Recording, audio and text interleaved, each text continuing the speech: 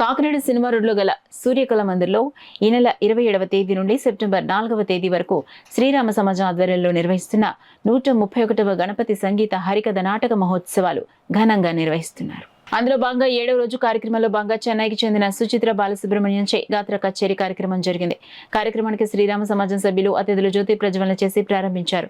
సుచిత్ర బాలసుబ్రహ్మణ్యం గానం చేయగా ఆముదల వలసకు చెందిన వయోలిన్ విద్వాంసులు ఎం సత్యనారాయణ శర్మ, విజయవాడకు చెందిన మృదంగం విద్వాంసులు సద్గురు చరణ్ వాయిద్య సహకారం అందించారు.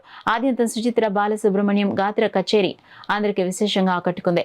ఈ సందర్భంగా శ్రీరామ సమాజం కార్యదర్శి మునుగంటి వెంకట్రావు మాట్లాడుతూ సెప్టెంబర్ 4వ తేదీన ఆఖరి రోజున స్వర నీరాజనం కార్యక్రమం జరుగుతుందని చెప్పారు. కార్యక్రమంలో శ్రీరామ సమాజం అధ్యక్షులు ఆకొండి శ్రీనివాసరావు అంబజారావు, ఉపాధ్యక్షులు doctor M V Bharatalakshmi, doctor D V రాఘవరావు, కార్యదర్శి ట్రస్టీ మునుపంటి వెంకట్రావు, సహాయ కార్యదర్శులు Chavala Suryakumari, M V G Krishnamraju, treasurer Nallamilli Manibabu, legal adviser Ayyagari Venkatesh, organising secretary G N K D Venkatrao, సంగీత విద్వాంసురాలు పెద్దాడ సూర్యకుమారి, కనుమూరి రాజ్యలక్ష్మి, గాయని డి విజయలక్ష్మి, పెద్ద సంఖ్యలో సంగీత ప్రియులు పాల్గొన్నారు.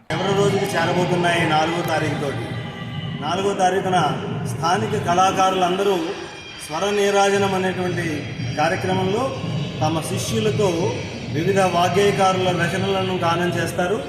తదుపరి 7 గంటలకు కాకినాడలో ఉన్నటువంటి పెద్ద విద్వాంసులందరూ సప్త వాయిద్య సమ్మేళనం పేరుట వైలన్, వీణ, వేణువు, క్లారినెట్ మొదలైనటువంటి వాద్యాలతోటి 7 తమ తమ ప్రతిభా పాండిత్యాలను మన ముందు ప్రదర్శించబోతున్నారు.